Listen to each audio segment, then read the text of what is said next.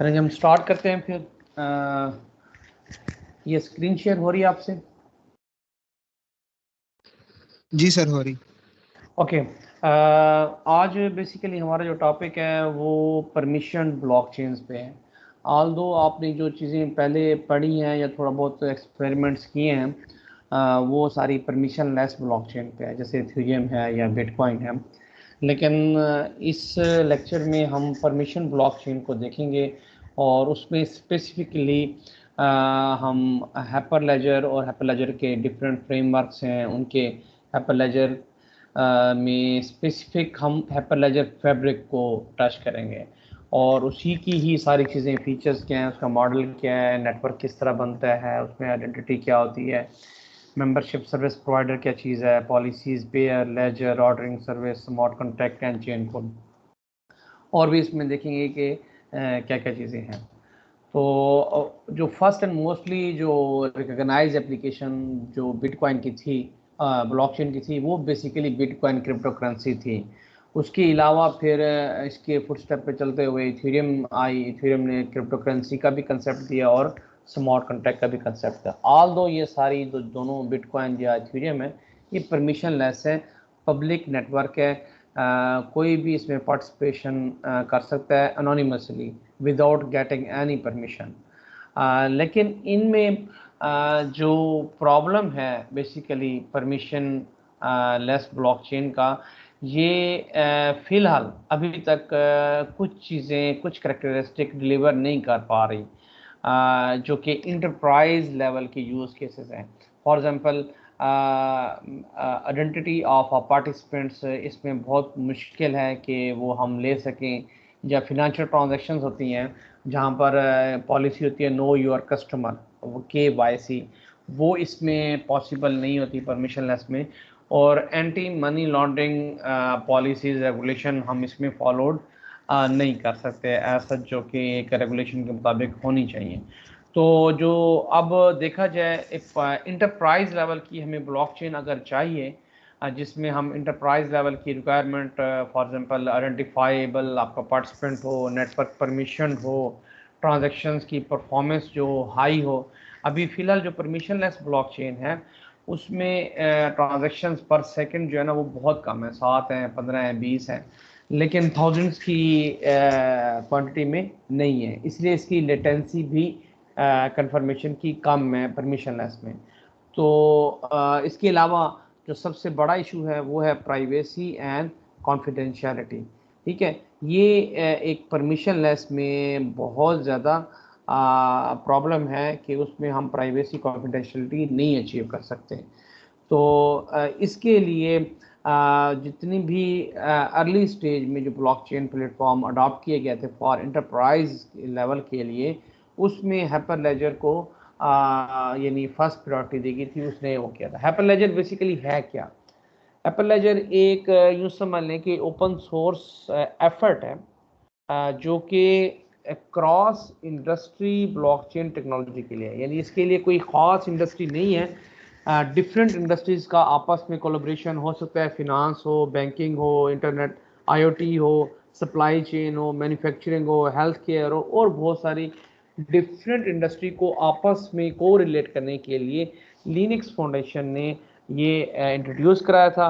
हाइपरलेजर basically यूँ समझ लें कि इंटरप्राइज रेडी सॉल्यूशन है, यानी इसमें आपको कुछ भी नहीं करना पड़ता। किसी भी इंटरप्राइज में अगर आपने ये इंस्टॉल करना है तो जस्ट थोड़ी बहुत कॉन्फ़िगरेशन करनी पड़ेगी और वो आपको प्लेटफॉर्म रेडी मिलेगा। तो one of the first thing people learn from Hyperledger वो ये कि ये हाइपरलेजर, जैसे नेम से ज़ाहिर है कि ये लेजर है, ये लेजर नहीं है। बेसिकली ये है collection of blockchain technology projects. यानी हाइपरलेजर कोई एक लेजर नहीं है, ये कलेक्शन ऑफ टेक्नोलॉजीज़ का प्रोजेक्ट्स है, इसमें डिफरेंट प्रोजेक्ट्स होते हैं। तो परमिशन और परमिशनलेस में बेसिकली फ़र्क क्या है कि इसमें जो नेटवर्क को ज्वाइन करता है पार्टिसिपेशन होती है, वो अथेंटिकेटेड और ऑथराइज्ड पार्टिसिपेंट ही इसको ज्वाइन कर सकता है। फिर जाके इंटरप्राइज ग्रेड लेवल का आपको एक फ्रेमवर्क मिलता है जिसको आप अपने बिजनेस के लिए यूज़ कर सकते हैं। तो इसकी एडवांटेजेस क्या हैं कि परमिशनलेस अगर हम यूज़ ना करें, परमिशन यूज़ करें, तो उसमें फ़र्क क्या है। एक तो ये है कि ट्रांजैक्शंस बहुत ज़्यादा स्पीड से हम कर सकते हैं, उसकी लेटेंसी कम हो जाएगी और स्पीड उसकी ज़्यादा हो जाएगी। सिक्योरिटी रिस्क जो होंगे, अब इसमें क्योंकि कोई भी पार्टी यूज़ कर सकती है परमिशनलेस में, जबकि हाइपरलेजर में जब आप ऑथराइज करेंगे, ऑथेंटिकेट करेंगे, तो सिक्योरिटी के चांसेस कम से कम होंगे। और दूसरी बात ये कि हाइपरलेजर का जो ब्लॉकचेन आर्किटेक्चर है, उसमें सारी कैपेबिलिटी प्रोवाइड की गई है। फॉर एग्जाम्पल, डाटा की प्राइवेसी भी आप कर सकते हैं, इंफॉर्मेशन शेयरिंग आप जिसको चाहें कर सकते हैं, हर कोई पब्लिकली अवेलेबल नहीं होगा। इम्यूटेबिलिटी तो डेफिनेटली ब्लॉकचेन का ही कोर पार्ट है, वो तो डेफिनेटली होगी। और कुछ सिक्योरिटी प्रोटोकॉल्स हैं जो कि परमिशन ब्लॉकचेन को एफिशिएंट बनाते हैं। अच्छा, इसमें थोड़ा बहुत थ्योरी आएगी तो मे बी, बल्कि सारा ही थ्योरी का ही है। शुरू शुरू में आप शायद बोर हो जाएं, लेकिन मैं इसको क्विकली थोड़ा सा कर लेता हूं और उसके बाद फिर हम थोड़ा सा इसके टेक्निकल चीज़ें देख लेंगे। हाइपरलेजर बेसिकली है क्या, वो एक range of business blockchain technology है जिसमें डिस्ट्रीब्यूटेड लेजर फ्रेमवर्क भी होता है, स्मार्ट कॉन्ट्रैक्ट का इंजन भी होता है, कुछ क्लाइंट लाइब्रेरीज हैं, ग्राफिकल इंटरफेस है, यूटिलिटी लाइब्रेरीज हैं, सैम्पल एप्लीकेशंस हैं। ये सारी चीज़ें लिनक्स फाउंडेशन के तहत ये होस्टेड हैं। और मेरे ख्याल में नवंबर में, हाँ, नवंबर 2020 में इसके तकरीबन 16 प्रोजेक्ट्स हाइपरलेजर में आ चुके हैं। बेसिकली इसमें क्या कहा जाता है कि हाइपरलेजर एक ग्रीन हाउस है, उसमें प्रोजेक्ट इंट्रोड्यूस किया जाता है।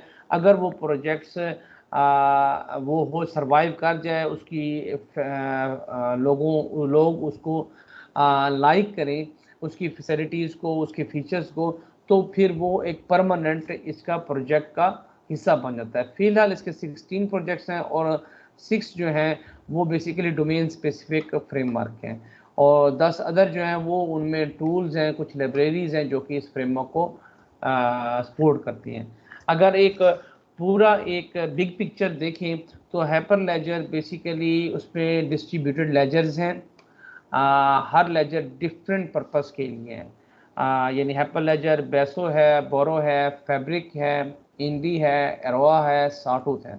ये सारे लेजर ही हैं, लेकिन इनको डिफरेंट इंडस्ट्री या डिफरेंट ऑर्गेनाइजेशन के पॉइंट ऑफ व्यू से, सिनेरियो से हम चूज़ करते हैं। मसलन ये जो है जावा बेस इथेरियम क्लाइंट, अगर आपने हाइपरलेजर और इथेरियम का मिक्सचर करना है तो आपके लिए ये बेस्ट होगा। इसी तरह अगर permission able smart contract machine EVM को अगर आपने करना है तो उसके लिए ये है। Enterprise grade DLT distributed laser technology, अगर आप प्राइवेसी के साथ चाहते हैं तो फिर फैब्रिक यूज़ करें। इस तरह आइडेंटिटी अगर आपने उस पर काम करना है तो हाइपरलेजर इंडी आपको काम फिजिबल होगा। इस तरह अगर मोबाइल एप्लीकेशन पर आप पे फोकस है तो आप हाइपरलेजर आरोहा यूज़ करेंगे। और परमिशन और परमिशनलेस दोनों का अगर आपने कोई कम्बिनेशन देना है तो फिर आप साटूथ पे काम करेंगे। इसके अलावा इनको ऑपरेट करने के लिए डिफरेंट लाइब्रेरीज, एपीआईज, टूल्स बनाए गए हैं जो कि आपको फैसिलिटेट करते हैं। इनका मैं थोड़ा बहुत कंसेप्ट, बेसिक कंसेप्ट आपको दे दूंगा। और ये डोमेन स्पेसिफिक है, यानी ग्रिड के लिए है, ग्रिड कंप्यूटिंग के लिए, या इसकी डिटेल हम आगे जाकर देख लेंगे, वो हाइपरलेजर लैब्स में आता है, उनमें ये चीज़ें यूज़ होती हैं। ओके, हाइपरलेजर का बेसिकली गोल क्या था, वो ये कि एक क्रॉस इंडस्ट्री स्टैंडर्ड प्रोवाइड कर सके ताकि उसमें जितनी भी इंडस्ट्रीज़ हैं, फिनेंशियल हो, आईओटी हो, हेल्थ केयर हो, वो सारे आपस में कोलैबोरेट कर सकें और एक ख़ास स्टैंडर्ड्स को मेंटेन करके, उसको फॉलो करके टेक्नोलॉजीज़ को ग्रो कर सकें। ठीक है। और इसके अगर हम गोल को इन समराइज़ करें तो मेन इसका गोल ये था कि एक इंटरप्राइज ग्रेड लेवल का ओपन सोर्स डिस्ट्रीब्यूटेड लेजर हो, उसके कुछ फ्रेमवर्क्स हों और कुछ कोड हो, और neutral, open and community driven infrastructure हो, यानी किसी एक सेंट्रल ऑर्गेनाइजेशन को ना हो, डिफरेंट कम्युनिटीज़ इसको ड्राइव कर सकें और टेक्निकल कम्युनिटीज़ भी इसमें बन सकें ताकि कोई और नया डेवलपर या टीम ऑफ डेवलपर्स वो अगर कुछ प्रपोज करना चाहें तो उसको प्रपोज कर सकें। एजुकेट द पब्लिक को डेफिनेटली इसके बारे में एजुकेट करना कि किस तरह यहाँ पर लेजर वर्क करता है, इसकी क्या क्या फीचर्स हैं और कम्युनिटीज़ में ये इनकी टूल किट्स प्रोवाइड करना। तो हाइपरलेजर के जो बेसिक कोई भी फ्रेमवर्क है उसका कंपोनेंट क्या होंगे, मेन कंपोनेंट होंगे शेयर्ड लेजर होगा जो कि डेफिनेटली ब्लॉकचेन का पार्ट है, स्मार्ट कॉन्ट्रैक्ट होगा जिसके ज़रिए हम इंटरेक्ट करेंगे, प्राइवेसी है और कॉन्सेंसस मैकेनिज्म है। ठीक है, यानी ये अपेंड ओनली डिस्ट्रीब्यूटेड लेजर जैसा कि बाकी ब्लॉकचेन में होते हैं और कंसेंसस एल्गोरिदम्स हैं। अच्छा, इसमें कंसेंसस एल्गोरिदम इस तरह नहीं है कि जैसे हम प्रूफ ऑफ वर्क पे काम करते हैं या प्रूफ ऑफ स्टैक पे काम करते हैं, इसमें प्लगेबल कंसेंसस हैं। आपके सिनेरियो के हिसाब से आप किसी भी हिसाब से डिफरेंट कंसेंसस अवेलेबल कंसेंसस से कोई एक भी चूज़ कर सकते हैं। स्मार्ट कॉन्ट्रैक्ट का मैंने आपको बता दिया। अब इनका हर एक का एक एक करके देख लेते हैं। ज़्यादा डिटेल में मैं नहीं बताऊंगा कि ये क्या है। यस, एक open source Ethereum client developed है जो कि जावा में राइट किया गया है, जो कि इथेरियम पब्लिक नेटवर्क पे चलता है, या इसको हम परमिशन नेटवर्क पे भी चला सकते हैं, जैसे रिंक बाय है, रॉबस्टन है, ग्लोरी है, इनकी जो टेस्ट नेटवर्क हैं उन पे भी हम चला सकते हैं। इनमें डिफरेंट कॉन्सेंसस एल्गोरिदम बिल्ड करते हैं। जैसे कि मैंने इधर आपको बताया कि कॉन्सेंसस डिफरेंट है, इसमें ये नहीं कि हाइपरलेजर में एक ही कॉन्सेंसस है, प्रूफ ऑफ वर्क है या प्रूफ ऑफ स्टैक है या बीएफटी है, तो कोई भी एल्गोरिदम इसमें आ सकता है जो आपको आपके ऑर्गेनाइजेशन के हिसाब से फिजिबल हो, आप उसको इसमें इंक्लूड कर सकते हैं। बिल्ट इन जो है इसमें प्रूफ ऑफ वर्क है, प्रूफ ऑफ अथॉरिटी है, आईबीएफटी है और भी मुख्तलिफ इसमें हैं। अच्छा, और इसमें जो मेन फीचर है वो डेफिनेटली ये इथेरियम अलायंस के हिसाब से है, ईवीएम के हिसाब से है और प्रूफ ऑफ वर्क भी इसमें किसी हद तक प्रोवाइड किया गया है और डिफरेंट एपीआईज इसमें दी गई हैं। तो ये हो गया हाइपरलेजर बेसो। और 12 में क्या है, 12 में ये 14 में रिलीज़ हुआ था और इसको इंटेल ने और मोनाक्स ने को स्पॉन्सर्ड किया था और इसका बेसिकली ये क्वार्टरली बेस पे अपडेट हुआ था। इसमें जो ये वर्ड जो लिखा हुआ ना, करंटली अंडर इंक्यूबेशन, इसका मतलब आप समझे हाइपरलेजर पूरी एक ऑर्गेनाइजेशन है, उसमें प्रोजेक्ट्स दिए जाते हैं, वो इंक्यूबेशन में होते हैं, अगर उधर से पास आउट हो जाते हैं तो फिर जाके वो इनका प्रॉपर हिस्सा बनते हैं।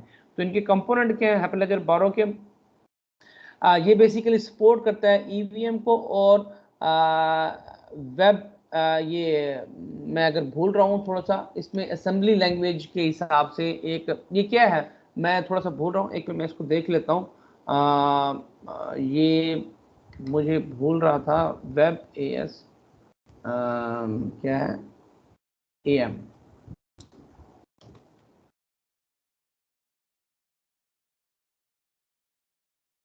ये नहीं, इथेरियम के हिसाब से बताइए, ये इथेरियम का एक वो है वर्जन है।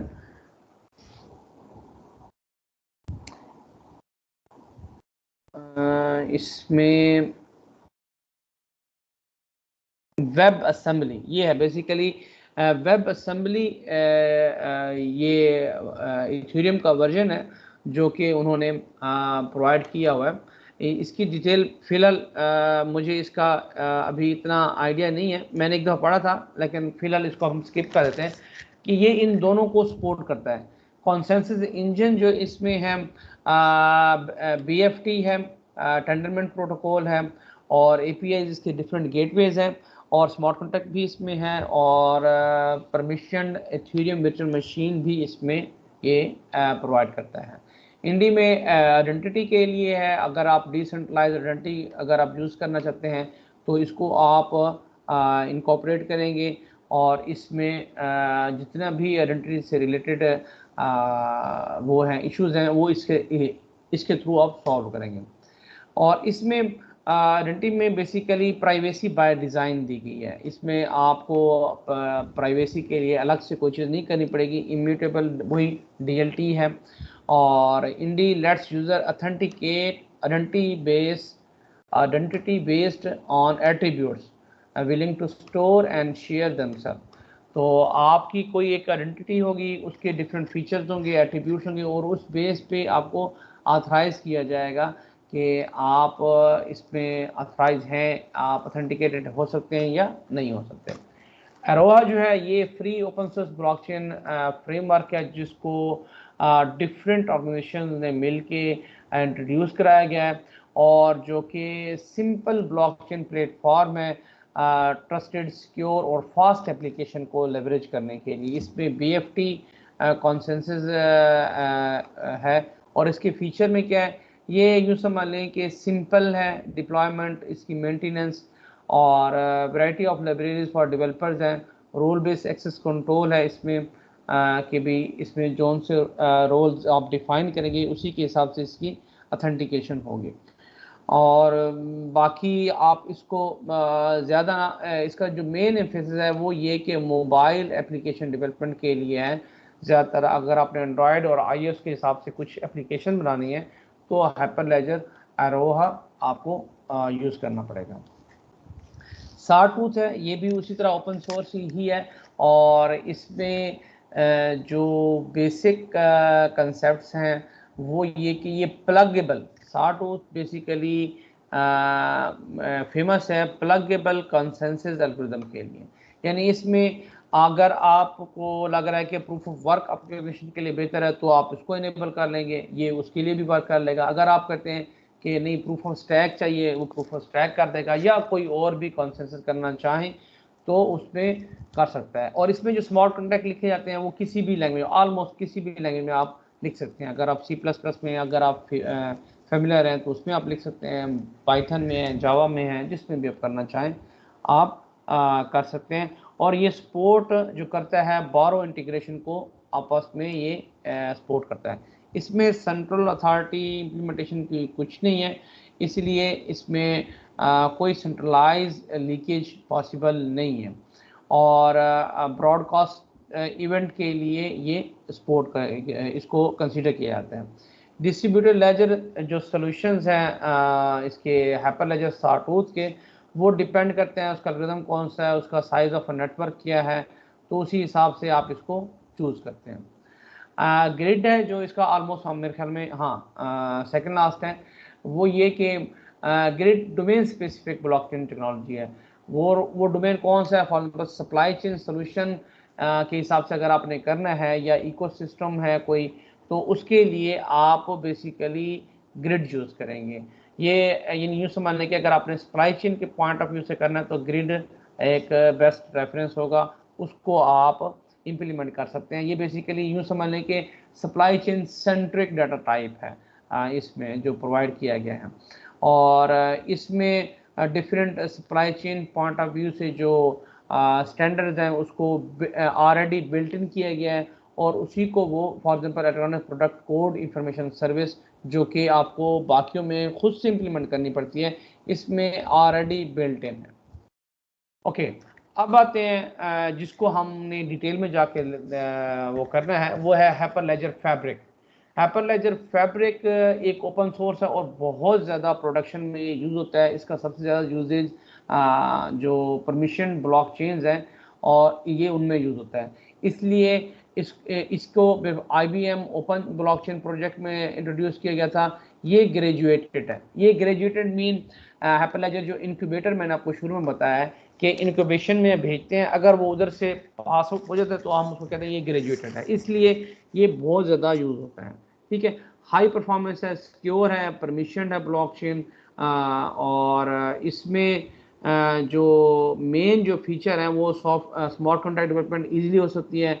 आप इसको गो लैंग्वेज में भी आप इसको लिख सकते हैं, जावास्क्रिप्ट जावा में भी लिख सकते हैं, और बाकी जो चीज़ें इथेरियम में जैसे आप Node.js में लिखते हैं, रेस्ट में लिख सकते हैं, पाइथन में लिख सकते हैं। डिफरेंट इसमें ऑप्शन प्रोवाइड की गई हैं हाइपरलेजर की, तो इनको हम इनकी जो फीचर्स हैं या इनकी जो चीज़ें हैं वो हम डिटेल में देखेंगे कि ये basically smart contract author in general purpose programming language है। यानी आप स्मार्ट कॉन्ट्रैक्ट लिख सकते हैं कोई भी जनरल पर्पस प्रोग्रामिंग लैंग्वेज है, गो है, जावा है या कोई है, उसमें आपको ये नहीं है कि आप डोमेन स्पेसिफिक लैंग्वेज ही सीखेंगे। जैसे कि थ्योरम में है, अगर आपने थ्योरम में कुछ कोडिंग करनी है तो आपको सॉलिडिटी आनी चाहिए, इसमें ऐसा नहीं है।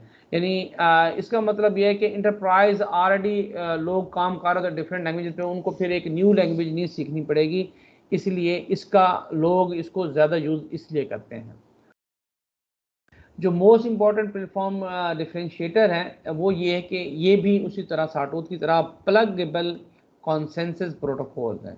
यानी आप चाहें तो इसमें CFT लगा लें, अगर आप चाहें BFT लगा दें, या जो भी और डिफरेंट कॉन्सेंसस आप इसमें इजीली लगा सकते हैं।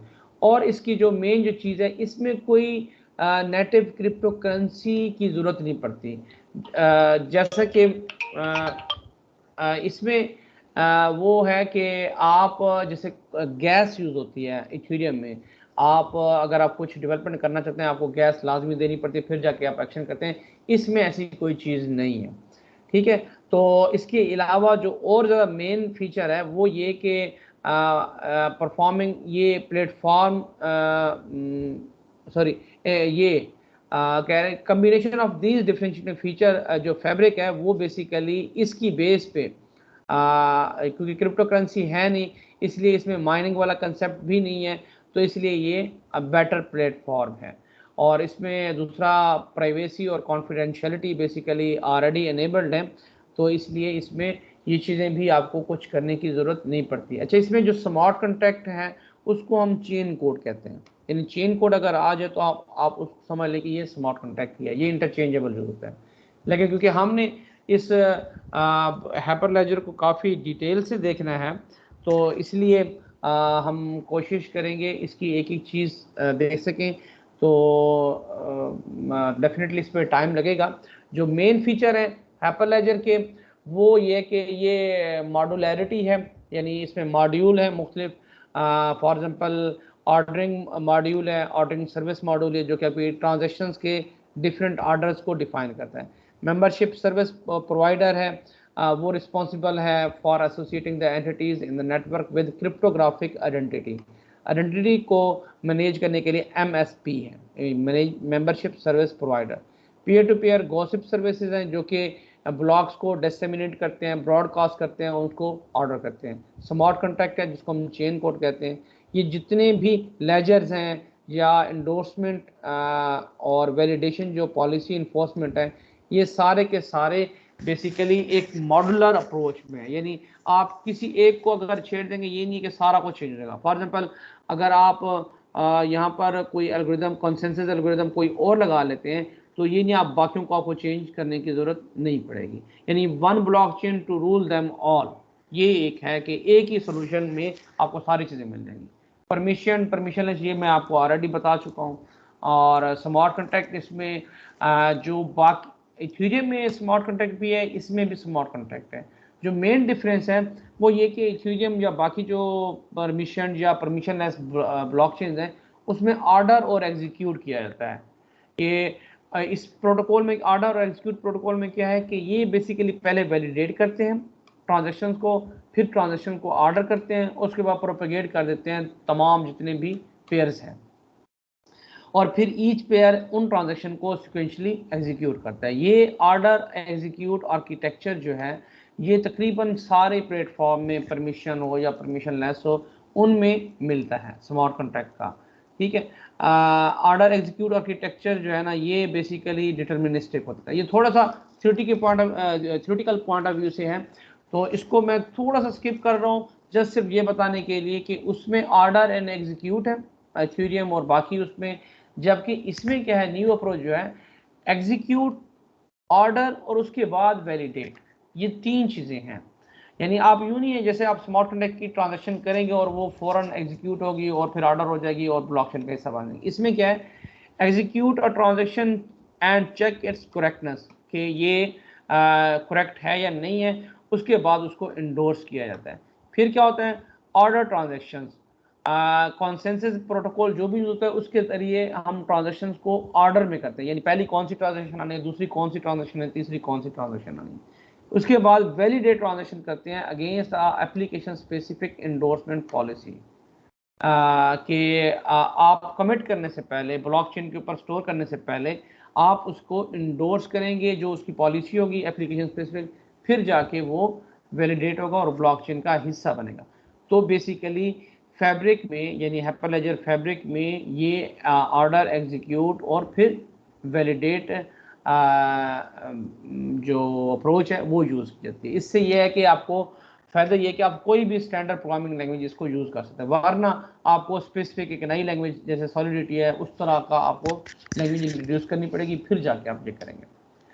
अच्छा, इसके और फीचर्स में प्राइवेसी कॉन्फिडेंशियल, ये मैं आपको ऑलरेडी बता चुका हूँ।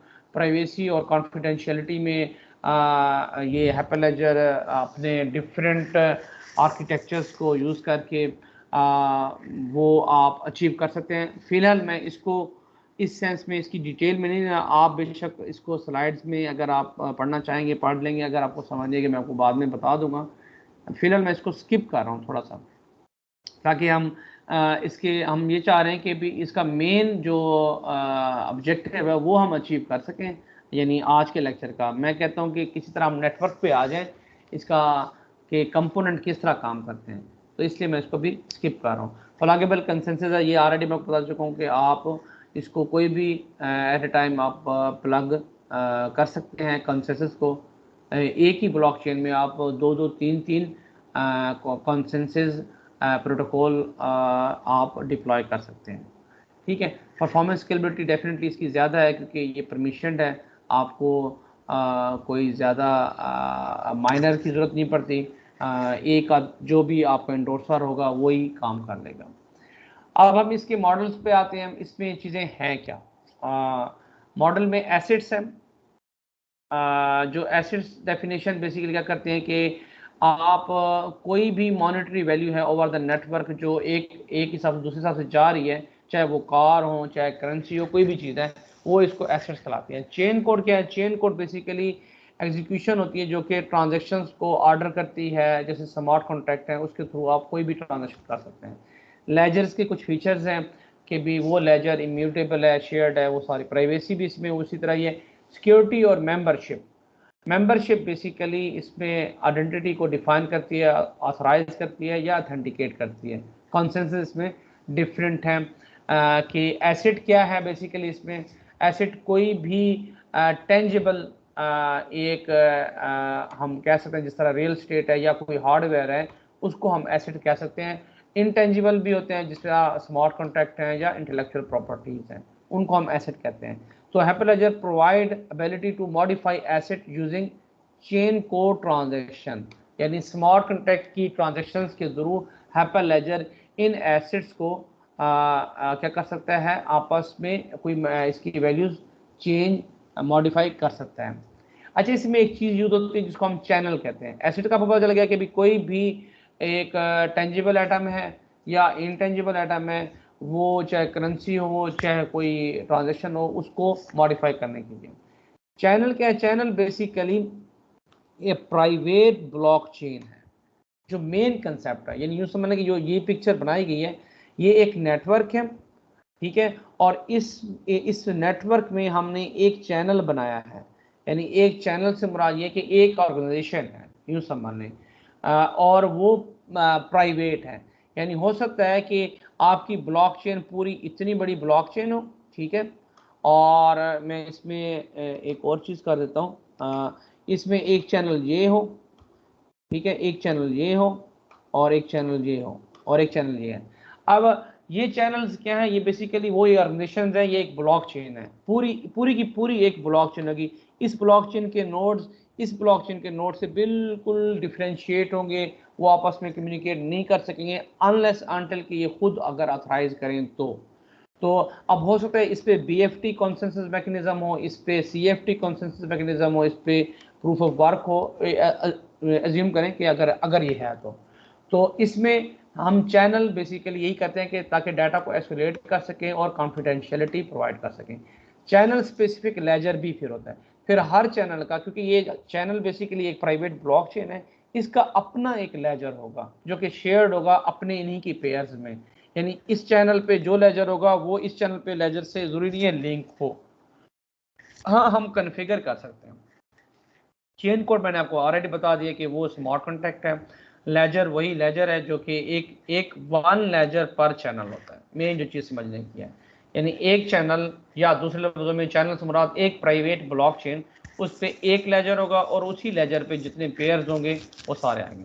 प्राइवेसी होगा क्योंकि ये सेपरेट चैनल होता है। हर एक किसी के पार्टिसिपेंट, हो सकता है एक पार्टिसिपेंट यहाँ पर जो पार्टिसिपेंट है आ जाए भाई, कहाँ पर ये यहाँ पर पार्टिसिपेंट है, एक यहाँ पर पार्टिसिपेंट है, वो ज़रूरी नहीं है एक दूसरे को कम्युनिकेट कर सकें। वो जो विद इन अ चैनल होगा, with in a private blockchain होगा, वो आपस में ही कम्युनिकेट करेंगे और इसलिए उनकी प्राइवेसी भी रहती है। मेंबरशिप डेफिनेटली आपको डिफाइन करनी पड़ेगी, कौन सा मेंबर, कौन सा नोड किस चैनल के लिए है, क्योंकि परमिशन है इसलिए। और कंसेंसस मैंने आपको पहले ही बता दिया है। तो जस्ट हम इसी ब्लॉकचेन नेटवर्क की एक एग्जांपल लेके इसको ख़त्म करेंगे आज का लेक्चर, और उसके बाद फिर हम जो बाकी चीज़ें बचेंगी उसको हम देखेंगे कि वो कब हम कर रहे हैं। ब्लॉकचेन नेटवर्क, ये यूँ समझ लें कि अब हम प्रैक्टिकली उस चीज़ पे जा रहे हैं कि हाइपरलेजर में ब्लॉकचेन कैसे बनता है, नेटवर्क कैसे बनता है, चैनल क्या होते हैं, किस तरह बनते हैं। अब आपको अगर पहले समझ नहीं तो अब आपको क्लियर हो जाएगा। ठीक है, हम एक एग्जांपल कंसेप्चुअल लेवल पे जाके एक एग्जांपल लेंगे कि किस तरह हाइपरलेजर में क्या, कौन सा कंपोनेंट कैसे होता है और कौन सा कंपोनेंट किस लिए होता है।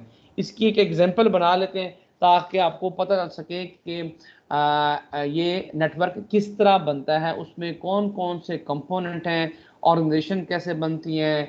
एक अगर डिफरेंट ऑर्गेनाइजेशन मिलके एक कंसोर्शियम बनाना चाहे वो कैसे बना सकती हैं, पॉलिसीज किस तरह डिफाइन होती है, ये सारा कुछ हम इसी की सैंपल नेटवर्क को लेके हम आपको बताएंगे कि अगर ये है सैंपल नेटवर्क।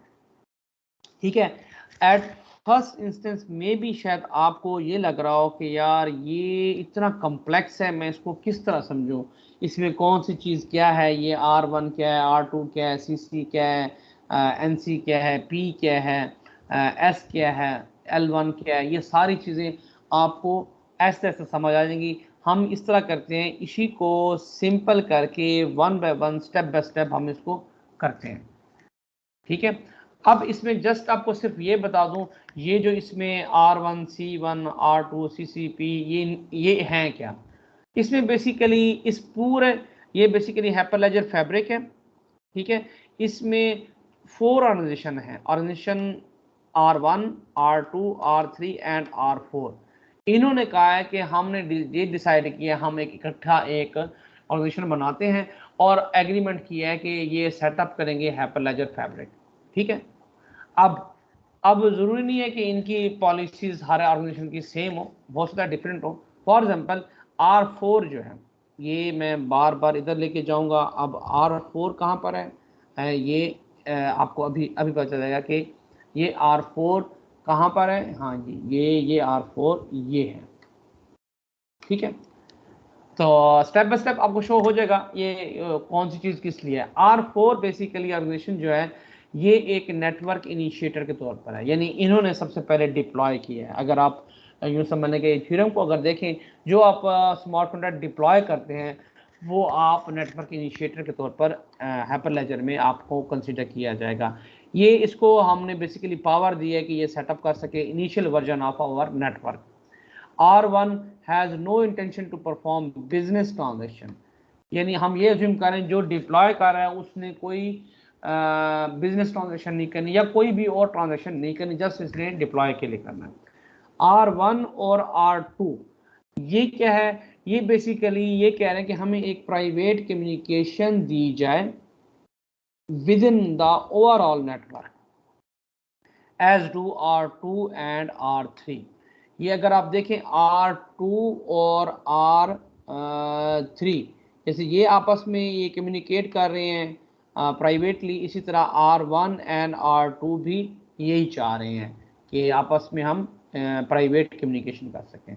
इसी तरह R1 जो है उसकी एक क्लाइंट एप्लीकेशन है that can perform business transaction with in a channel C1, यानी R1 की क्लाइंट एप्लीकेशन है। वो कहाँ पर है? वो ये है A1, यानी ये ए से मुराद एप्लीकेशन है, क्लाइंट एप्लीकेशन है, ठीक है। और ये किसकी है? R1 की है, ठीक है। और हम ये देखें, ये R1 इधर इस चैनल से आपस में कम्युनिकेट कर रहा है और इसकी एप्लीकेशन ये है। अच्छा, उसके बाद R2 क्लाइंट एप्लीकेशन है A2, और वो किससे है? बिल्कुल सेम वर्क कर रही है, लेकिन ये क्या है? ये चैनल C1 और चैनल C2 में दोनों के साथ है। ये देखिए A2 है, ये 1 में भी है, इधर लिखा हुआ है 1 and 2, यानी 1 के साथ भी ये लिंक है और 2 के साथ भी ये लिंक है। तो ये एप्लीकेशन, इसको हम ऑथेंटिकेट कर रहे हैं, अथराइज कर रहे हैं, ये इस ब्लॉकचेन या इस चैनल के साथ भी कम्युनिकेट कर सकती है, इस चैनल के साथ भी कर सकती है। अच्छा जी, R3 जो है क्लाइंट जो एप्लीकेशन है वो A3 जिसको हम कहेंगे, ये जस्ट चैनल 2 पे है, यानी एप्लीकेशन ब्लॉकचेन, प्राइवेट ब्लॉकचेन 2 पे है। ओके जी, उसके बाद क्या है?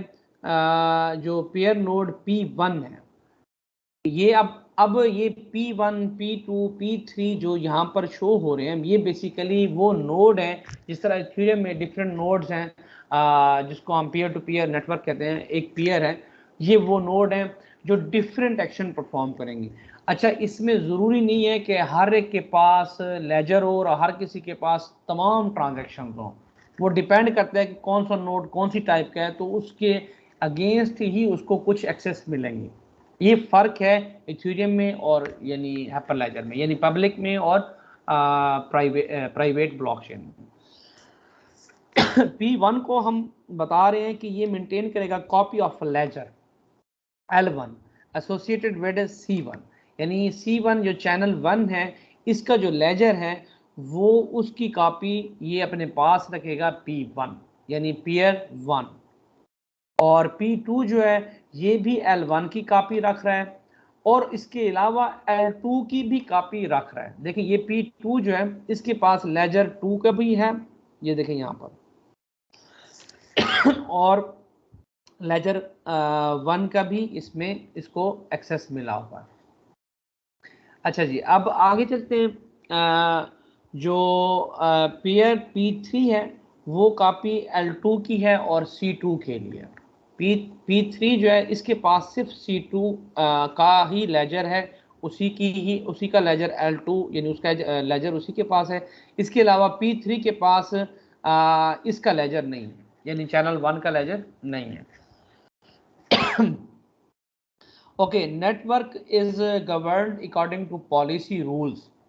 अब ये सारा जो नेटवर्क हमने बनाया है ये पॉलिसी रूल्स के तहत गवर्न्ड होगा, और वो पॉलिसी रूल्स जो है नेटवर्क कॉन्फ़िगरेशन NC4, इसके तहत हम इसमें जो चीज़ डिफाइन करेंगे उसी के तहत ही ये सारा नेटवर्क काम करेगा।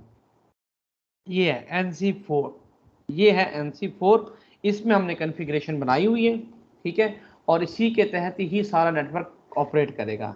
अब network is under the control of organisation R1 and R4।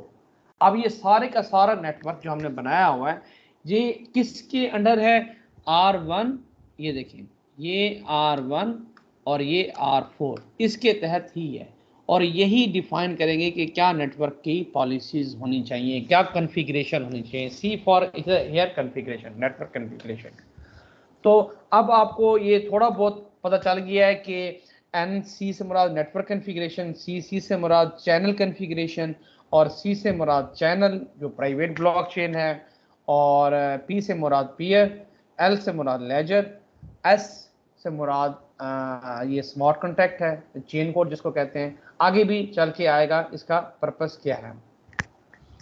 C1 से मुराद वही चैनल है जो कि चैनल कॉन्फ़िगर, इसको हम कॉन्फ़िगर करेंगे CC1 में। इसी तरह चैनल 2 है, उसको कॉन्फ़िगर करेंगे CC2 के ज़रिए, और जो कि कंट्रोल होगा R2 और R3 के ज़रिए। ऑर्डरिंग सर्विस ये सबसे इंपॉर्टेंट कंसेप्ट है और डिफरेंट कंसेप्ट है as compare to Ethereum. Ordering service जो O4 है, अगर आप इसको देखें, ये O4, ये क्या है? ये बेसिकली सर्विस प्रोवाइड करती है as a network administration point for N. N mean ये वाला नेटवर्क, पूरे का पूरा नेटवर्क। ये इसको सर्विस प्रोवाइड करती है, और सिस्टम, इसको हम बाज़ दफ़ा सिस्टम चैनल भी कह देते हैं। तो ordering service basically application channels जो हैं C1 and C2 for the purpose of transaction ordering, कि ट्रांजेक्शन को ऑर्डर किस तरह करना है। एक ट्रांजेक्शन पहले ही है, फिर ट्रांजेक्शन दूसरी ट्रांजेक्शन बाद में आई है, उसको ऑर्डर करके एक ब्लॉक का हिस्सा बनाना, कि एक ब्लॉक में ट्रांजेक्शन T1 फिर T5 और फिर T6 इस तरह ऑर्डर करके एक ब्लॉक का हिस्सा बनाती है। ठीक है। अच्छा, ईच ऑफ द 4 ट्रांजेक्शन इनकी एक सर्टिफिकेट अथॉरिटी भी होती है। ठीक है। जो कि इनको सर्टिफाई करती है कि ये प्रॉपर ये ऑर्गेनाइजेशन जो हैं वो एक इसका हिस्सा है। और कोई और बंदा आके अगर यूज़ करता है इस चैनल को, उसके पास अगर वो सर्टिफिकेट नहीं होगा, आपने वैसे सुना होगा SSL सर्टिफिकेट होता है। तो ये किसी ने सुना है SSL का नाम? एनीवन?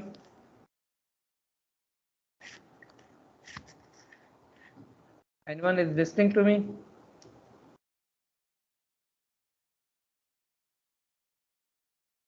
हेलो?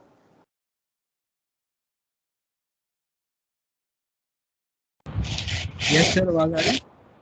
जी, आवाज आ रही है। मैं कह रहा हूँ कि भी SSL के बारे में आपने कभी पहले सुना है? सर ये वेबसाइट्स पे ही सुना हुआ है SSL का। जी, बेसिकली अगर आप ब्राउजिंग कर रहे हो और वो आपसे पूछता है कि सर्टिफिकेट आप इंस्टॉल करें, वरना हम आपको एनोनिमस के तौर पर इंटर नहीं होने देंगे। तो इसमें भी इसी तरह सर्टिफिकेट अथॉरिटी थी, जो कि हर ऑर्गेनाइजेशन को एक सर्टिफिकेट प्रोवाइड करती है, जो कि ये रिकॉग्नाइज करती है कि ये वाकई ही वैलिड ही ऑर्गेनाइजेशन है, फेक नहीं है। तो ये बेसिकली अब हम इस तरह करेंगे, क्योंकि मैं देख रहा हूँ कि थोड़ा सा लेक्चर लेंथी हो रहा है, तो इसको हम कोशिश करते हैं किसी तरह ना, यही बस ब्लॉकचेन नेटवर्क तक अगर हम कन्फिगर कर लें, तो फिर बाकी चीज़ें हम बाद में कर लेंगे। तो ये जो इतना बड़ा ये नेटवर्क बना हुआ है, इसको हम स्टेप बाय स्टेप अगर करना चाहें, तो क्या है कि हम लेट्स स्टार्ट, हम नेटवर्क करते हैं। ये हमारा पूरा एक नेटवर्क है। ये ऑर्डरिंग सर्विस पेयर है, जिस तरह आम पेयर होते हैं, माइनर होता है जैसे इथेरियम में।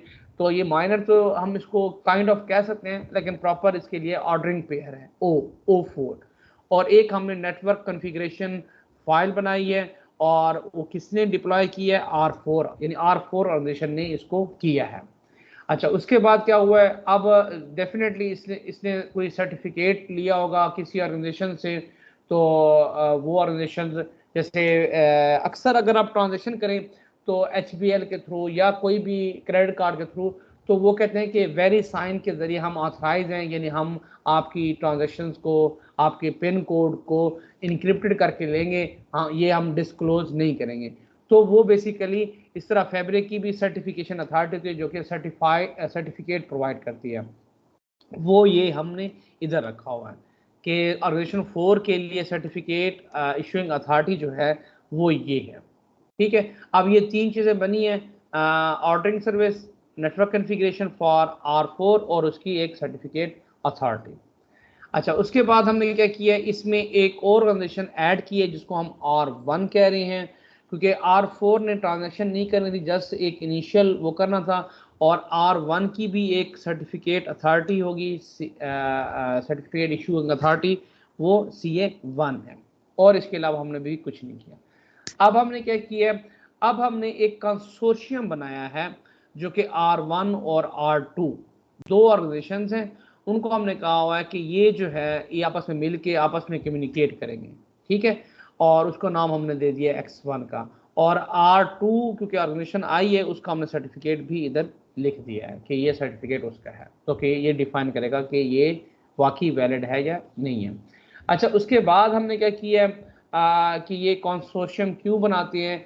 वो इसलिए बनाते हैं कि ताकि हम सेट ऑफ ऑर्गेनाइजेशन जो आपस में कोलैबोरेट करना चाहे तो वो कर सकते हैं, और फिर हम उसमें उसके राइट्स डिफाइन करेंगे। अच्छा जी, उसके बाद अब हम उस ये ऑर्गेनाइजेशन जो हमने कंसोर्शियम बनाया है उसका हम बेसिकली एक चैनल बना रहे हैं। अब चैनल से मुराद क्या है कि ये प्राइमरी कम्युनिकेशन मैकेनिज्म होगा जो कि इस चैनल में इस कंसोर्शियम में जितने भी नोड्स होंगे, जितने भी ऑर्गेनाइजेशंस होंगे, वो आपस में कम्युनिकेट कर सकेंगे। एक हमने चैनल बना दिया, ये देखें, ये लॉजिकल चैनल है और हमने बेसिकली इसमें हमने R1 और R2 ऑर्गेनाइजेशन रखी हैं और उसकी पॉलिसी बना दी है और इसको C1 का नाम दे दिया। ये हमने एक चैनल क्रिएट कर दिया। स्टेप बाय स्टेप आगे चलते हैं कि ये क्रिएटिंग जो चैनल है फॉर कंसोर्शियम, इसमें मैंने आपको बता दिया C1 क्या है, R1 क्या है, R2 क्या है, ये सारा कुछ आपको मैंने वर्बली बता दिया है। ये रिटर्न में भी आपके लिए मैंने लिख दिया है, आप इसको बेशक रीड करना चाहें तो कर सकते हैं। तो why are channel so important, ये एक इम्पॉर्टेंट चीज़ है कि चैनल क्यों ज़रूरी हैं। क्योंकि हमने प्राइवेट कम्युनिकेशन करनी है, प्राइवेट डाटा इसमें रखना है, हमने इसको पब्लिकली अवेलेबल नहीं करना, तो इसलिए हमने चैनल क्रिएट किए हैं ताकि अगर इधर कोई और भी ऑर्गेनाइजेशन आती है तो वो हमारा डाटा ना देख सके। जबकि इथेरियम में ऐसी चीज़ नहीं है, कोई भी बंदा किसी का भी डाटा देखना चाहे तो वो देख सकता है। तो हर चैनल के लिए एक ख़ास एप्लीकेशन भी हम बनाएंगे जो कि वही एप्लीकेशन उसी चैनल के लिए होगी, दूसरी चैनल के लिए नहीं होगी। अच्छा जी, अब इधर हमने उस चैनल के साथ और क्या चीज़ें ऐड की हैं, ये ऑर्गेनाइजेशन ऐड होगी और ये ऑर्गेनाइजेशन की पॉलिसी ऐड होगी।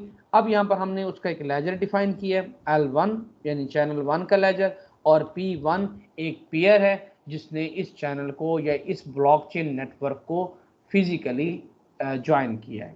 ठीक है, अब इसमें क्या है कि P1 purpose in the network is purely to host a copy of ledger L1 for other to access.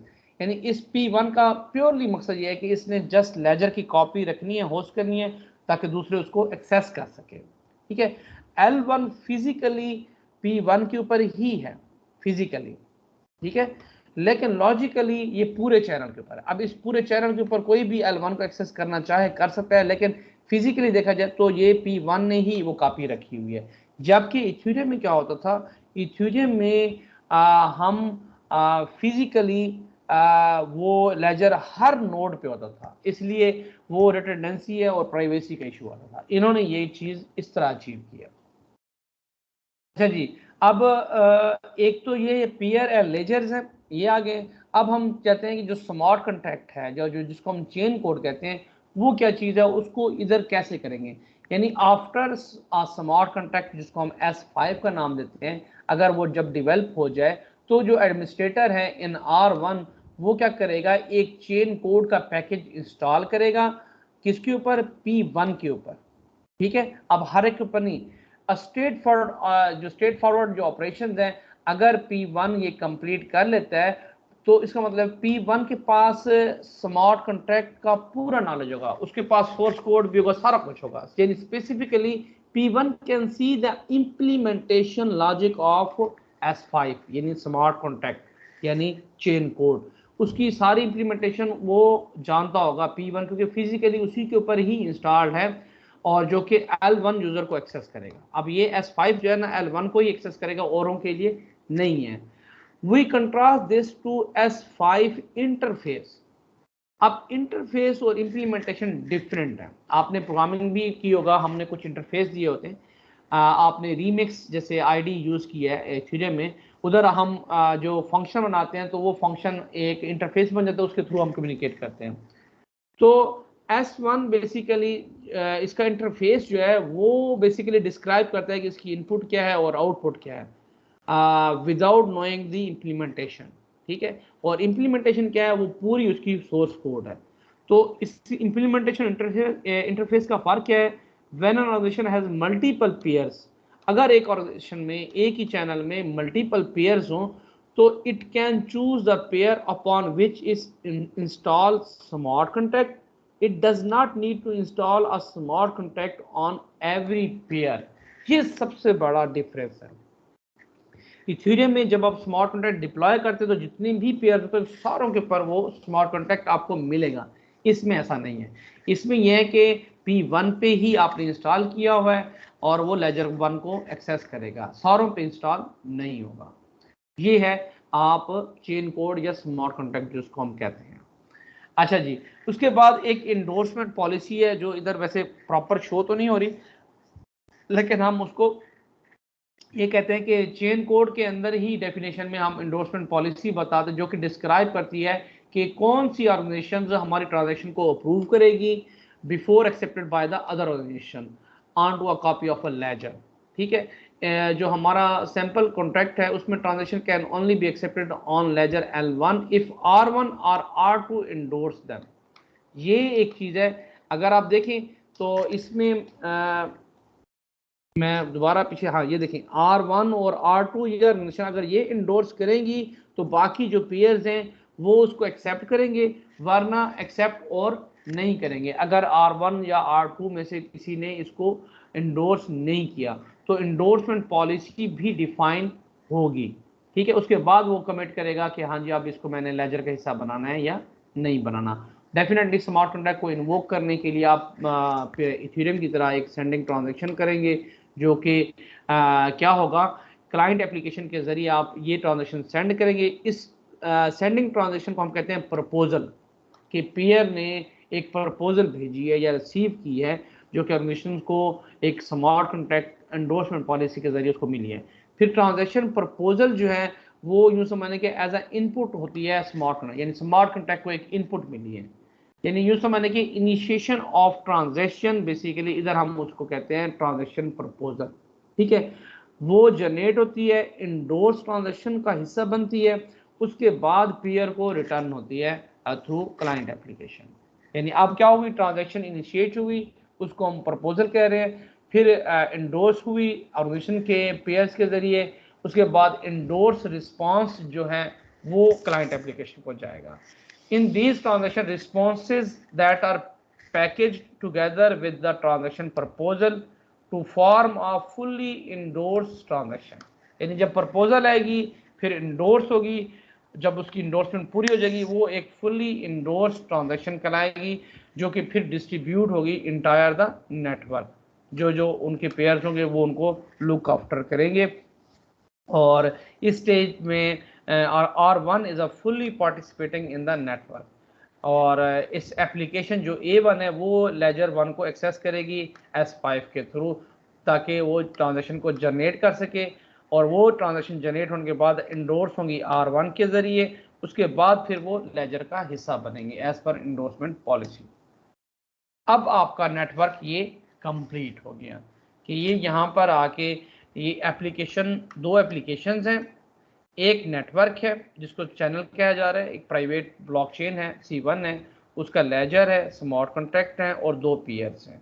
ठीक है, अब यहाँ पर क्या है, बेसिकली नेटवर्क ग्रोन हुआ है, उसमें R2 ऑर्गेनाइजेशन भी आ गई है और स्पेसिफिकली R2 ऐड हुई है, उसने P2 नोड को ऐड किया है जो कि copy of a laser L1 और S5 करके, यानी अब P1 और P2 के पास, दोनों के पास स्मार्ट कॉन्ट्रैक्ट है और लेजर की कॉपी भी है।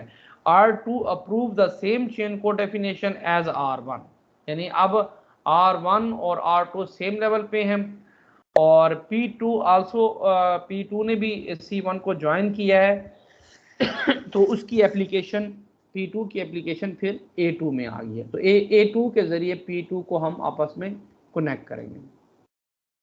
तो अब जो ट्रांजैक्शन जनरेट हो रही हैं और एक्सेप्ट हो रही हैं और वैलिडेट हो रही हैं और उनकी इंडोर्समेंट हो रही है, ये एक पूरा यूँ समझ लें कि चैनल आपका बना है।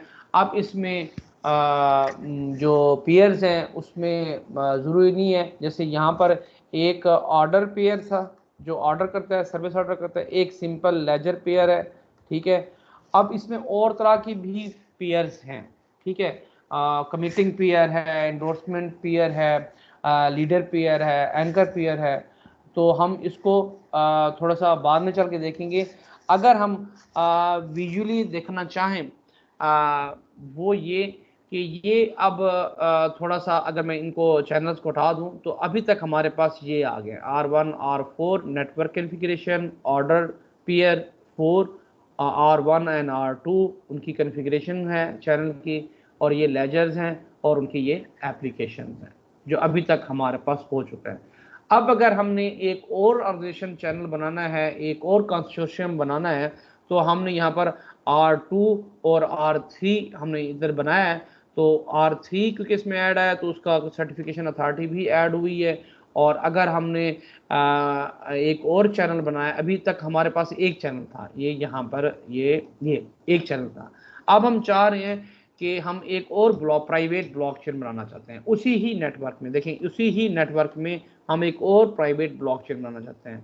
अब क्या है, एक हमने चैनल बनाया है, उसका भी वही है, ऑर्डरिंग जो पेयर है वही 4 है फिलहाल, और उसमें R2 और R3 इसको कन्फिगर कर रहे हैं, इसको मॉनिटर कर रहे हैं। और उसमें हमने क्या किया है, अब लेजर 2 स्मार्ट कॉन्टैक्ट एक और उसको मिला है, ठीक है, उसका पेयर एक P3 और है, इसकी एप्लीकेशन A3 और है, और इसका लिंक हमने कर दिया है। तो अब हुआ क्या, अब हमने एक और चैनल बना लिया है, उसका पेयर भी और है, उसका स्मार्ट कॉन्टैक्ट भी और है, उसका लेजर भी और है। अब इस चैनल पे L1 नहीं है, यानी अगर L1 यानी लेजर 1 की अगर हमने कोई इंफॉर्मेशन रिट्रीव करनी है तो हम इधर से नहीं कर सकेंगे, यानी ये प्राइवेटली होगा, ये प्राइवेट होगा, और वो वाला जो चैनल हमने C1 बनाया हुआ था वो और होगा। तो ये हमने एक और पेयर ऐड कर दिया, ठीक है। और इसी तरह हम और भी अगर चैनल बनाना चाहें, मल्टीपल चैनल बनाना चाहें, हम ये बना सकते हैं, उसको लिंक कर सकते हैं। ये यूँ समझ लें कि एक और चीज़ें बन गई हैं, जस्ट हमारा फुली नेटवर्क फॉर्म चीज़ें आ गई हैं, ठीक है। इधर हम आके ख़त्म करते हैं। इसमें से अगर आपको कोई क्वेश्चंस हो तो आप पूछ सकते हैं। कुछ चीज़ें मैंने स्किप की हैं, जैसे ये टाइप ऑफ पेयर्स हैं, इसको आप थोड़ा सा देख लीजिएगा, और थोड़ी बहुत जो मैंने शुरू वाली जो डेफिनेशंस की थी वो ज़रा आप इसको देख लीजिएगा कि इनकी हर एक की अलग अलग डिटेल क्या है। बहरहाल हमारा जो फोकस रहेगा वो डेफिनेटली हमारा फैब्रिक पे रहेगा, एप्पल लेजर फैब्रिक पे। उसी की जो थोड़ी बहुत और चीज़ें हैं, आल्दो वो एक थ्योरेटिकल पॉइंट ऑफ व्यू से हैं, तो वो जब टाइम मिलेगा तो इंशाल्लाह हम उसको भी देखेंगे। फ़िलहाल अगर आपका कोई इससे क्वेश्चन है तो आप पूछ सकते हैं। जी, एनीवन। नो सर, ठीक है, कॉन्सेप्ट ज़रा मुश्किल है लेकिन ग्रास्प करने की हाँ, कोशिश कर रहे हैं।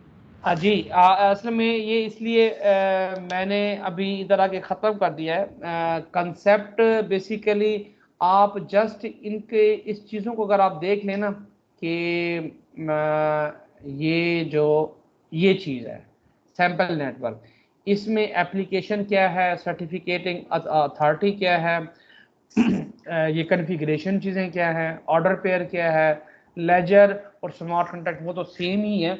जस्ट इसमें जो चीज़ आपको कंफ्यूज कर रही होगी वो मे बी शायद चैनल आपको कंफ्यूज कर रहे हो। चैनल यूँ समझने की एक प्राइवेट ब्लॉकचेन ही है, लेकिन इसका फ़ायदा क्या है, नेटवर्क सेम है आपका, जैसे इथेरियम नेटवर्क है, टेस्ट नेटवर्क है आपका, इथेरियम मेन नेटवर्क है, ये यूँ समझने के मेन नेटवर्क ही है। अब उसी मेन नेटवर्क के ऊपर हम कुछ लेजर किसी और पेयर्स को दे रहे हैं, कुछ लेजर किसी और पेयर्स को दे रहे हैं, हर किसी का अपना अपना एक टास्क है जिसको हमने असाइन किया हो और वो वही काम करता है।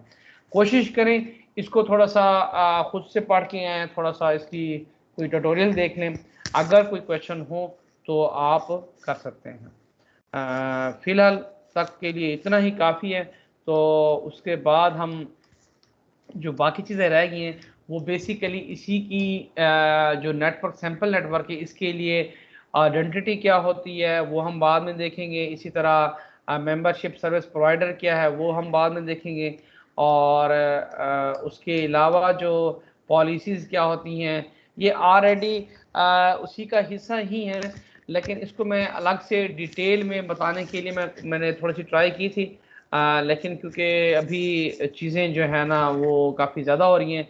पीयर्स क्या हैं, पीयर्स को हम देखेंगे, ठीक है, और लेजर्स कैसे होता है, ऑर्डरिंग सर्विसेज क्या है उसको हम देखेंगे इन डिटेल, ठीक है। तो लेकिन फ़िलहाल मैं ये चाहूँगा कि ये स्मार्ट कॉन्ट्रैक्ट को भी हम देखेंगे कि स्मार्ट कॉन्ट्रैक्ट को डिटेल में, लेकिन मैं ये चाहूँगा इसकी जो कंसेप्ट्स हैं, थ्योरेटिकल वाले कंसेप्ट्स हैं, जो हमने आज थोड़े से पढ़े हैं, अगर आप उनको गो थ्रू कर लें और उसके बाद अगर आपको कोई क्वेश्चंस हों तो आप लाजमी इसको मुझे बताइएगा। तो फिलहाल हम इसको ख़त्म कर लेते हैं।